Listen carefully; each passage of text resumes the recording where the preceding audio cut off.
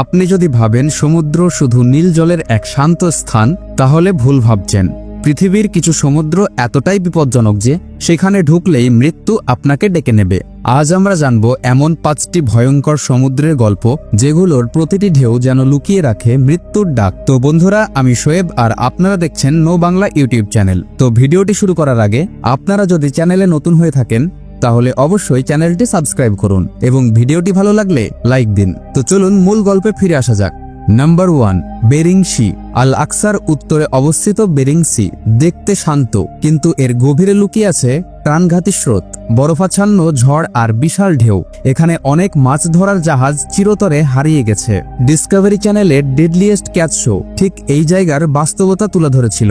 বরফের চেয়ে এই ঠান্ডা সাগরে একবার পড়ে গেলেই মাত্র কয়েক মিনিটেই শরীর অবশ হয়ে যেতে পারে। Point number 2, South China Sea. এই সমুদ্রটা শুধু ভয়ঙ্কর প্রাকৃতিক কারণে নয়, রাজনৈতিক কারণেও। চীন, ফিলিপাইন, মালয়েশিয়া সবাই চায় এর দখল। এর ফলে প্রায় ঘটে যুদ্ধের মতো পরিস্থিতি। তার উপর সাইক্লোন আর ঝড় তো আছেই। একটা ভুল সময়ে যদি জাহাজ এখানে ঢোকে, ফিরে আসা প্রায় অসম্ভব। আপনি কি এমন জায়গায় ভ্রমণ করার সাহস রাখেন? কমেন্টে অবশ্যই জানাবেন। পয়েন্ট নাম্বার 3, উত্তর আটলান্টিক সমুদ্র। টাইটানিকের নাম শুনেছেন তো? সেই দুর্ঘটনা ঘটেছিল এই সমুদ্রেই। এই জায়গায় হঠাৎ করে বিশাল আইসবার্গ ভেঙে আসে, আর আবহাওয়া এত দ্রুত বদলে যায় যে আধুনিক জাহাজও বিপদে পড়ে।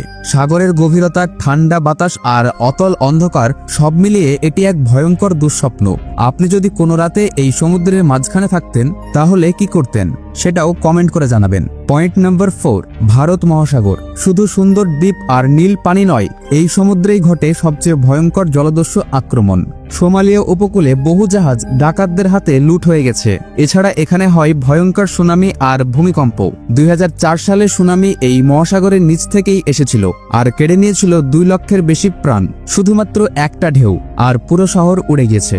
Point number 4, Drake passage. এই সমুদ্র পথটি দক্ষিণ আমেরিকা আর আটলান্টিকার মাঝে। বিশ্বের সবচেয়ে ভয়ঙ্কর সমুদ্র হিসেবে পরিচিত এটি। 20 মিটার উঁচু ঢেউ, তীব্র স্রোত আর হিমশীতল বাতাস একসাথে কাজ করে এখানে। এমনকি প্রশিক্ষিত নাবিকরাও এই পথে ভয় পান।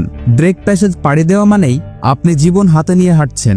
তো বলুন, এই 5টা সমুদ্রের মধ্যে কোনটা সবচেয়ে ভয়ঙ্কর মনে হলো আপনার? আর আপনি যদি সুযোগ পান তাহলে কোন সমুদ্রটা ঘুরে দেখতে চাইবেন? কমেন্টে জানাবেন। আর যদি ভিডিও ভালো লাগে তাহলে একটা লাইক দিয়ে বন্ধুদের সাথে শেয়ার করবেন। এমনই রোমাঞ্চকর কন্টেন্ট পেতে আমাদের চ্যানেলকে সাবস্ক্রাইব করে রাখুন, কারণ আমরা গল্প বলি কিন্তু গল্পের ভেতর লুকিয়ে থাকে সত্য।